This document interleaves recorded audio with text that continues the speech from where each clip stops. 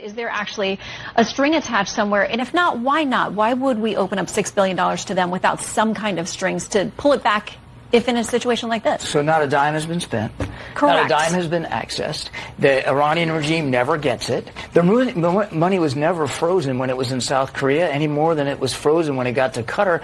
And it was part of a series of accounts set up by the Trump administration. There was no hue and cry back then when Secretary Pompeo announced these accounts and that the Iranians spent down billions of dollars from the other accounts for what was supposed to be humanitarian purposes, but we don't really know.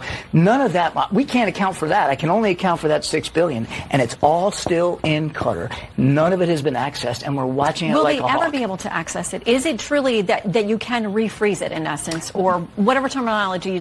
Okay, fine. Let's just assume Kirby's telling the truth, and they have not accessed the $6 billion yet. He will not answer the question she's actually wanting to find out, which is, okay, if they haven't accessed it yet, do they still have the ability to access it later? He will not answer that. And that's important because if Iran has money to spend on arms and they have to use it on humanitarian purposes, then they have a quandary. But if they know this money can be spent on humanitarian purposes, it frees up these other funds that they have to spend on arms. He will not answer this question. Watch this. We're watching it like a hawk. Will they ever be able to access it? Is it truly that you can refreeze it, in essence, or whatever terminology you'd like to use, so they don't have access to it? They have not accessed it.